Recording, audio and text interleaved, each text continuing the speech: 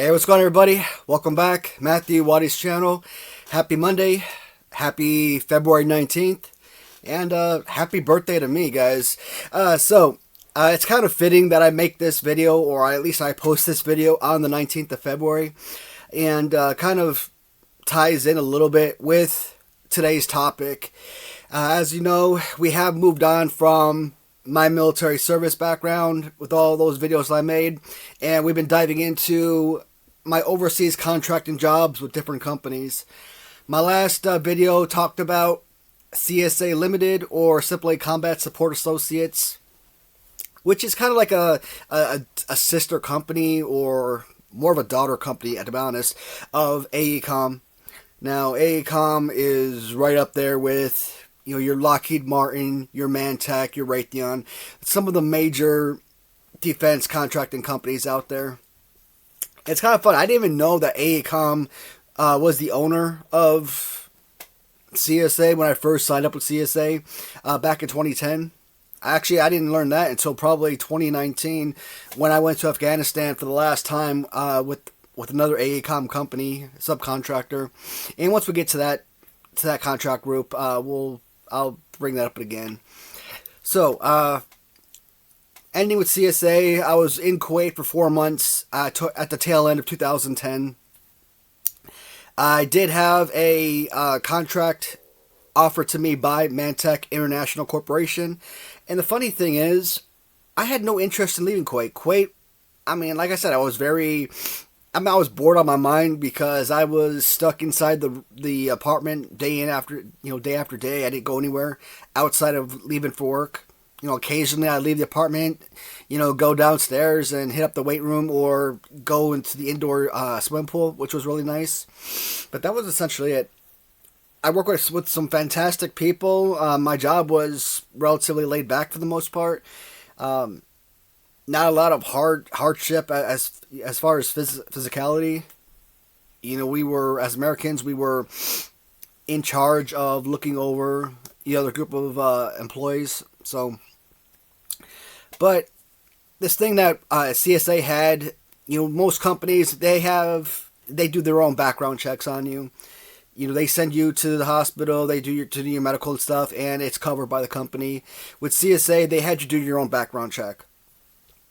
Right after my wife and I had left Killeen, Fort Hood, Texas in May of 2010, we drove back to Chicago, and we stayed in Chicago for a couple months, living with her mom until my Kuwait job kicked in. So, one day I had to go downtown Chicago, get fingerprinted, do my own background check. When they sent me a letter in the mail, all it was like a little computer printout that says no criminal history. Apparently, that little record, I turned that in on, first day of orientation in Kuwait, but it was supposed to be notarized. Nobody ever told me that. And, months later, they're like, hey, your background check isn't complete.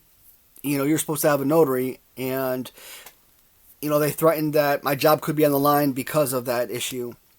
And so, the first thing I hear is, your job's in jeopardy. What are you going to start doing? You're going to start looking for, other job opportunities, other companies that are hiring, what have you. And fortunate for me at that time that ManTech was hiring. And it was one of the quickest processes of a hiring process ever for me. And that's to me, even today, still amazes me. Because within a week, I was contacted by ManTech Recruiting and had my interview. And it was a very smooth process. So, I had come home from Kuwait in, I think, the first week of December. And I was supposed to start around the 21st of December, let's say. So I was supposed to be home probably less than 3 weeks. But with Christmas rolling around and then New Year's, I actually was home for 6 weeks. And 6 weeks without any income, that sucked. We had FALA in Kuwait, foreign area living allowance. And I think it was like, how much was it? I want to say like 250 Kuwaiti dinar per month. And that's like, I don't know, $600, $700, $800, something like that. So you got to think that one KD is equal to approximately $3.50. So that kind of give you an idea of, what the 240 or 242 KD was, somewhere around $700. Anyways, and I've been using that money to like pay my star card, which is your military star card. Use a PX comment. Well, no, I think it was just a PX. I don't think it was really authorized as a commissary. But anyways, I was using Valid to pay off that card, and by the time I got home, I still owed money on that star card, and with household bills, moving into a new house is crazy. 6 weeks I was home when the movers came and delivered our stuff in our new house in Killeen, moving out of storage and whatnot.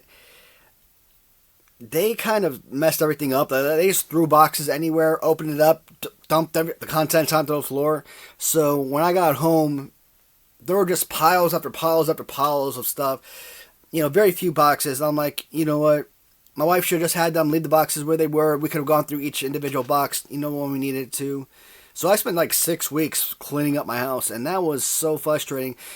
And then having to go directly into ManTech right afterwards, that sucked. For the longest period of time, I would probably have rated ManTech at one point. I would have rated them the greatest company on the planet. I absolutely loved working for ManTech. In fact, I probably loved ManTech more before I even started working for them than anything else. Some of their benefits, on top of their, on top of direct pay, you were getting so that was 12 hours a day, 7 days a week while you were in country. Can't remember if Kuwait was different, but while we were actually physically in Afghanistan, 84 hours a week for direct pay, 84 hours a week for combat pay or hazard duty pay, and I think 84 hours for family separation pay or something. So, you're easily earning $10,000 a month while you were with ManTech. Pre taxes and pre medical and all that stuff, of course. But so direct pay is like $120,000 a year. You're getting the $6,000 bonus every 6 months. That brings you $132,000. Oh yeah. So unlike the Army, which you're only paid twice a month, if you get paid on March 1st, a Friday, it's not like you're getting paid March 15th Friday, and then you're getting paid again on April 1st or something. No, you're getting paid every other Friday. So you could get paid 3 times in a month, right? So you really got to look at it as being paid over 13 months as in a year as opposed to 12 months in a year. So with those extra 4 weeks, you're looking at an additional 10 grand. So $142,000. Insane. I could never have even come close to ever imagining that. Of course, this was 2011, so that was something. It was a new contract, obviously, because we were working for Special Forces, and that had so much more requirements. And out of the 140 plus thousand a year, you're probably taking home maybe 100, 105. So it's not like you're earning the entire amount. And again, you're not a soldier. Nobody's forcing you to be overseas. So if you're going to be overseas working as a contractor, as a civilian contractor, covering the workload of the military, yeah, you're going to have to pay the employees something that's going to give them reason to work overseas. You can't pay overseas contractors $50,000 a year when they make that or more stateside. So it always makes sense to have to pay your civilian workforce more. They're the ones that are going to do the grunt of the work and keep it so that military can focus on convoys and the mission at hand and don't have to worry about the logistical side and, dropping off pallets of water. I mean, whatever the case might be. My job may have been logistics, but you know what? If somebody calls me on the phone and says, hey, we need help scrubbing dishes in the defect, and yeah, that's happened before, that's fine. We all live on the same compound. We all live and work together. If I need to chip in, in other areas that are not part of my contract, I've never been one of those type of guys who sat back and said, that's not my contract. I want to slap the heck out of everybody that ever said that. It's so frustrating. Because you have a lot of really lazy people that get paid a ton of money, and that's their mindset. You know, you're hired as a mechanic, so you can't help out, do inventory or something. Oh, that's not my contract.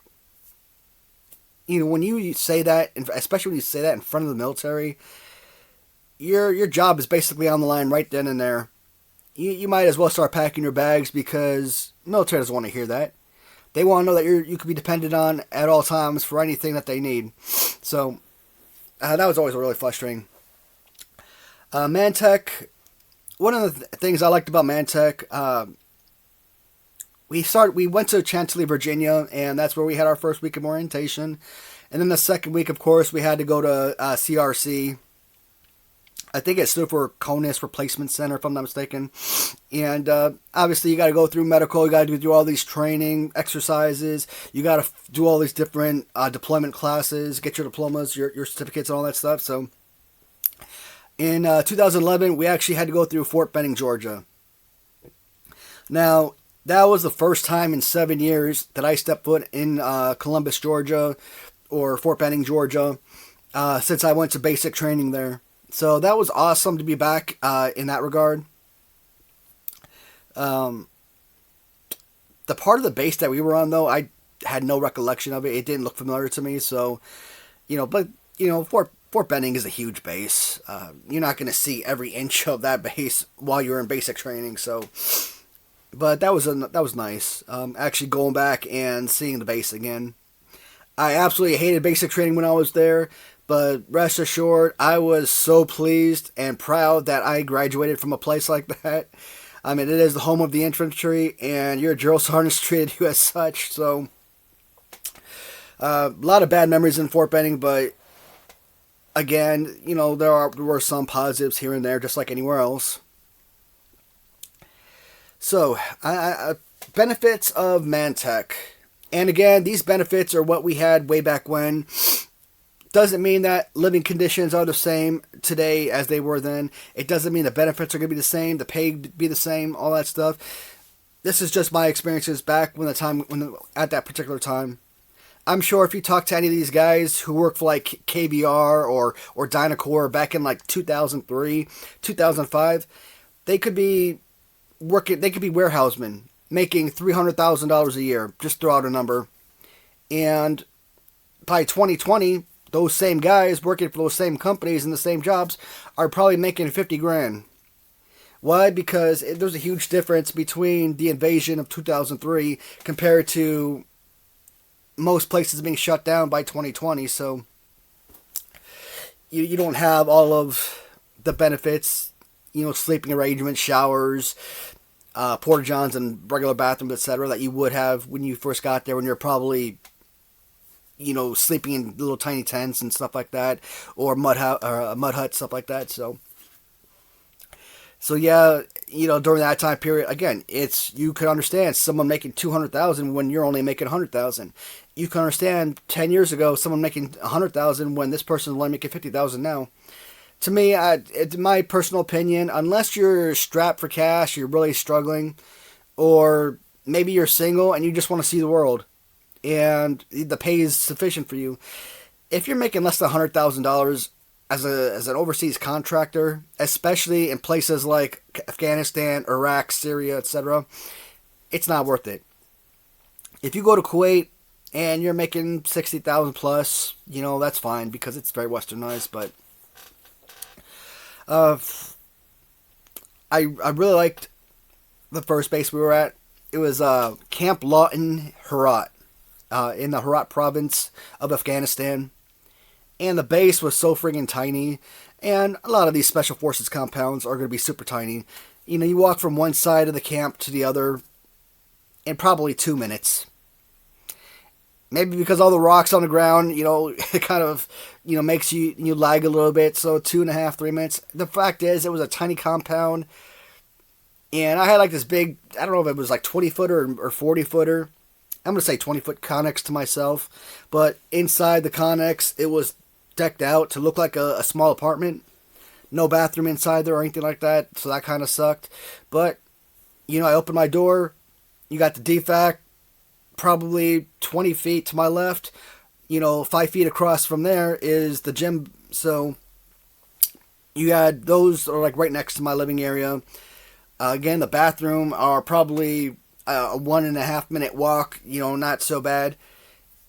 When you're walking in sandals in the middle of the night, yeah, that kind of sucks. But especially when it's wintertime and it's freezing.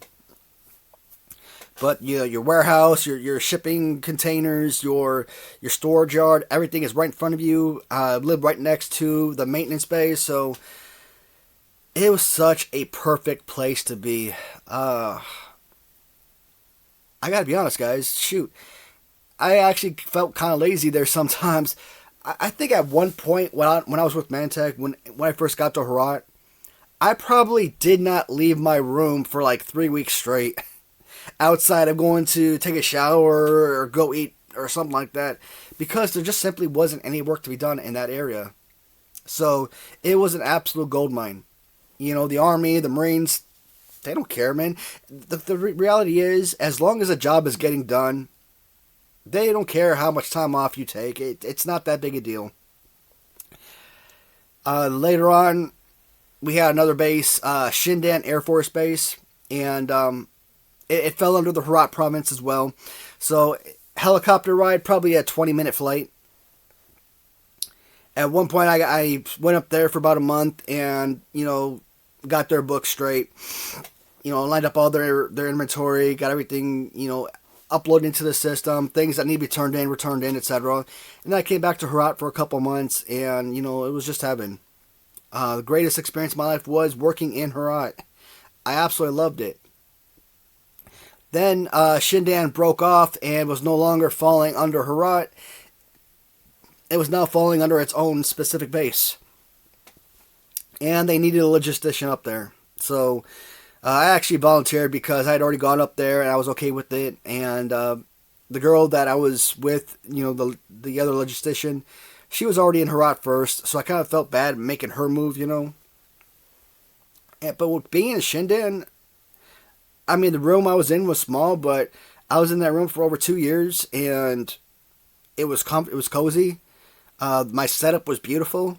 I really loved it. Even though you're on the schedule 7 to 7, man, I didn't want to wake up until 8 o'clock in the morning, get dressed, go to the bathroom, brush my teeth, brush my hair. When I wake up, I have a lot of hair, so I wake up with a lot of bed head. Walk down to the DFAC, get me a cup of coffee in the morning time.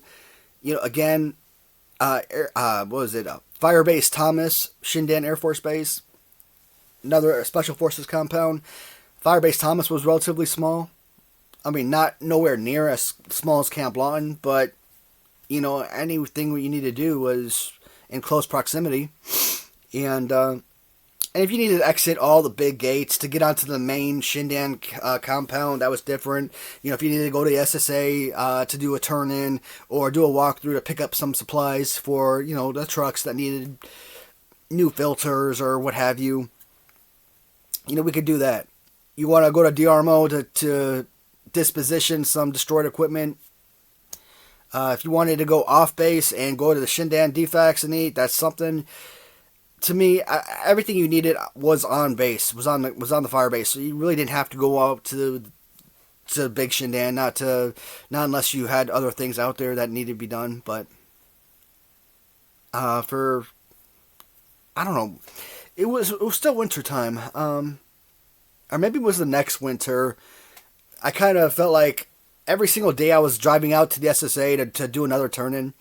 Only because I kept finding like all these supplies laying around the storage yard. It's like after all these months, these things have never been requested.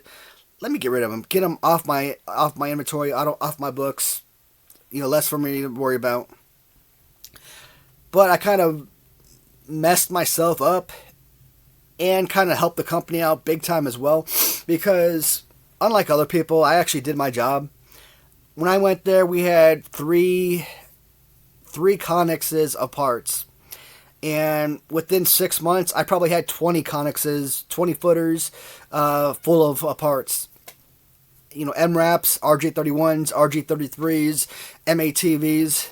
So, And then after a couple of years, I think all the RG31s were sold to like foreign countries. So the 31s weren't even being used anymore. Man, the Mat V's though, those were like I guess the primary military trucks now. But my yard, man, I went heavy through SAMZ, which is at the time your military supply system or military ordering system. It was maintenance side, so all your class 9 repair parts. Again, talking about like think about your vehicles. What do you need? Your tires, your handles, brake lights, and floodlights. Horns. Just think about everything as low as your bolts and screws. It could be your big $5,000 windshield. It could be a little 12-cent bolt. Anything that's basically used to repair the truck is class 9. And that company was just for about 2 years was just so much fun. A lot of people might look at it and be like, hey man, you cheated, you got all these hours free. Not really. While I was with ManTech, we did get a new site lead in, and this man was big on doing everything for the military.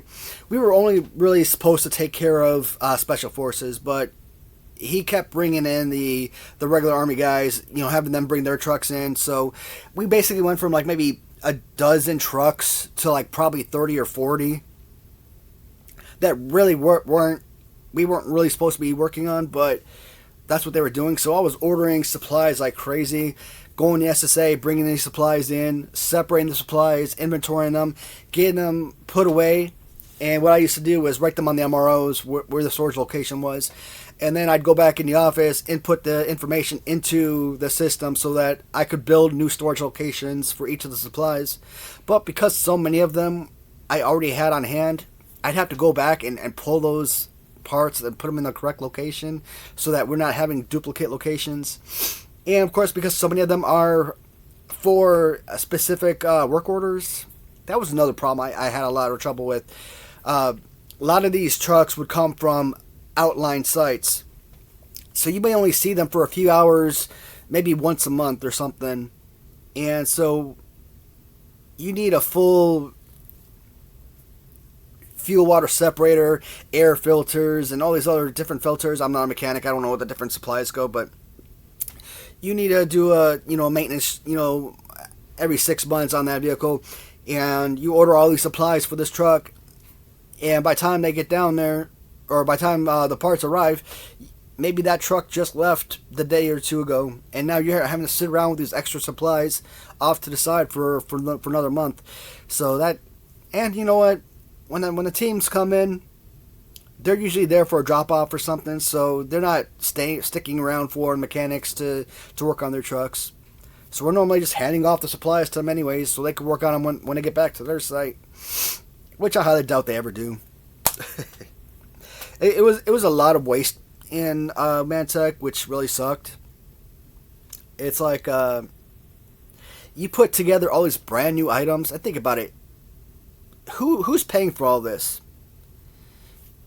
American citizen taxes, right, are paying for all these supplies, and you have brand new items, $50 cables or $50 plastic hoses, what have you. You might have $12,000 alternators, brand new items, again, still in the original package, boxed up, hand off to the military. They'll come out with a steamroller and literally roll over that entire box. That 4-foot by 4-foot box that you just ran over probably had $75,000 worth of supplies in there. Wasteful. I mean, at that point, I'd rather have them give them to the local Afghan army or something to make use out of them if possible, because at least it's not going to waste. Oh yeah, but as far as waste, man, it's not just soldiers wasting or whatnot. Oh no, if you're a leader in ManTech, oh yeah, you're gonna get away with some crimes. There is no doubt. leadership were crooked as heck. I just use my site as an example. So this is what also ticked me off about the company later on. When I kind of look at ManTech the same way I looked at the Army. The first half I was with the company, I absolutely loved it. The last half I was with it, I absolutely despised it. One of those things that they do. So mechanics, they would create their site support work orders, and they would order like these big kits, these big maintenance kits, probably $600, and they'd order like a dozen of them. And they would order like a dozen of these $600 kits every single month for like 6 months straight. Then they would come in through either FedEx or DHL or something. Now, as a logistician, it was my job to inventory everything. If it met certain requirements, based on dollar value, or based on it being a pilferable item, things like that, it was my job to add it to the system for government furnished equipment. And a lot of time I wouldn't even know that the stuff came in. Why? Because when those trucks come in, DHL, FedEx, what have you, it's like kids at a candy store. Those mechanics are all over that package, and they take the stuff and they hide them. What do they do with them? They go to the post office, they grab one of those flat rate priority boxes that cost like $9 to ship home, and they fill those boxes with all the stuff, and they mail it back to themselves. And these guys were getting away with thousands and thousands and thousands of dollars worth of theft. And it sickened me because, like, I would order... What did I order? I ordered tape. What do you call those little systems? PT Touch tape for my labels. And I think through, like, Office Max or something, I think a package of tape was like $3. I can't just go to local Haji shop and buy some PT Touch label maker tape, okay? So it's a site support item. I put it on a site support work order. It's denied. And it's because your theater leads are all friends with the site leads, so they're going to approve all of their heavy, high dollar items. But if I get kicked back for a $3 item, how disgusting that is, how frustrating and annoying, because I actually need that stuff for my job. It's actually important to kind of label stuff and keep everything neat and organized and whatnot. I was so proud because DCMA, Defense Contracting Management Agency, one of their jobs was to come into the different sites and kind of do audits of a particular site. They look at your books, your incoming and outgoing documents. They look at your system. They want to bring up different transactions to see where the movement of these items are going. They want to do an inventory on your stock. I think most sites probably hovered around like a 60% rating. I think if you got like a 70% rating, that would have been considered one of the best sites out there. I had like a 98% rating at my site. 98%. That is physically impossible to get a score that high. But me, by myself, was able to do so. And the way that I was able to score so high is also the reason why I was also so frustrated with ManTech in later years.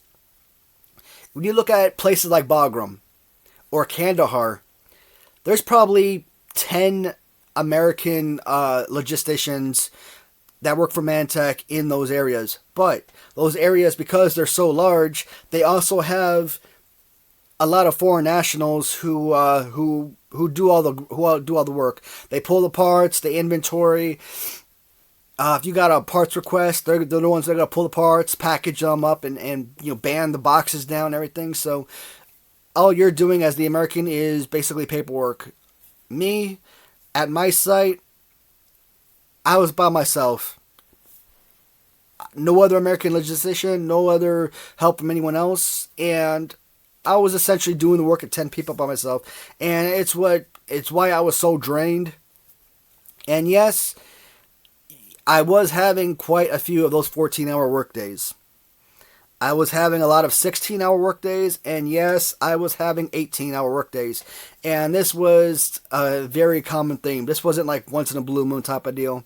You know, sometimes I get a parts request from Herat, and I'd have to wake up at like 4 o'clock in the morning to go up to the airfield to drop off, wait for the rotary wing to come in so I could load up the package on the helicopter. And it may not come in until like 8 a.m. And you think, well, you're not working for 4 hours. Untrue. You're up, you might be waiting on a flight to come in, but you're still conducting business. So by that estimation, if you get up at 4 a.m. and, you know, the rotary doesn't show up until 8, but, you know, they tell you to be there at like 5, between at least 5 and 8, you can at least consider that to be working hours. So, and sometimes I'd go to the SSA, pick up like massive amount of multi-pack boxes of supplies, and by the time I get back to the room after dinner time and whatnot, I'm up until 10, 11, 12 o'clock at night, typing in new storage locations and everything, because I have everything written down on the documents and what have you. So it is a lot of hard work from working in ManTech, but there was also, as I said earlier, a lot of free time. And if I was smart, I would have actually gone to college when I was with ManTech, especially when I first started. And because there was a lot of downtime, and not until we got our new site lead did the work really explode. How much time are we at right now? I kind of feel like ManTech is a type of topic where I could probably make 2 or 3 videos. But here's the thing, guys. I know that these real chat videos don't get a lot of views, and I've contemplated possibly shutting down these style real chat videos because there's just simply no interest. But at the same time, I think it's kind of lethargic for me. Lethargic, that's not the word I want. It is something that is therapeutic for me to kind of, you know, discuss some things, kind of get some like frustrations out and whatnot. How do I get therapeutic and lethargic as being mixed up? So I'd like to continue making these videos, and hopefully, you know, it does appeal to some guys. So we're already past 30 minutes, and I feel like I am going to have more to talk about in regards to ManTech. I worked for the company for 3.5 years, so a lot of criminal activity to discuss, a lot of negatives. I'm sure I still got more positives to discuss while we're at it, but I thought each of these videos were only going to take about 1 video each, but I think ManTech could technically do 2 or 3 videos worth. We'll see what happens with the next video, man. I'm probably not going to stay down here and film multiple videos. I'll probably just have just this video for now. That way it can be posted tomorrow, the 19th. And, yeah. So today's Sunday, the 18th, and tomorrow on the 19th, it'll be posted for my birthday. And it was kind of nice because I started with ManTech just before my 26th birthday, about a month beforehand. And so it's kind of special, you know, mid-20s and starting with this company, which I thought was a great company. And for a while it was, until they just did away with a lot of the benefits. And you see a lot of their actions that are unethical. I'm going to make a part 2 of ManTech. Is it a company I strongly recommend staying away from? Not necessarily, but unless you're a kiss ass, I mean, you're honest, the chances of you really pushing forward, being promoted and all that, it's highly unlikely, which is sad. You know, I love companies that hire from within, that promote and, you know, allow people to start from the ground floor and work their way up, but many companies don't do that, and it sucks. So that is going to complete this first video for ManTech. I am going to make a part 2 and possibly a part 3, depending on how long I talk. Once we get out of ManTech, we're going to go into Lockheed Martin. We're going to go into AC first, back to Lockheed Martin, and then Acoma should be a really short video because I was only with them for a couple months, and but the stories, Acoma was the reason I probably will not go back into contracting anymore. One of the worst companies, worst experiences in my life. So that was it for me. Guys, as always, thank you so much for watching, and hopefully you guys get a kick out of these videos. If you do, please let me know, and I'll continue making them. Otherwise, I might just shut down. I'm not sure if I really want to keep them going long term anymore. But I do appreciate your viewership nonetheless. Thanks, everybody.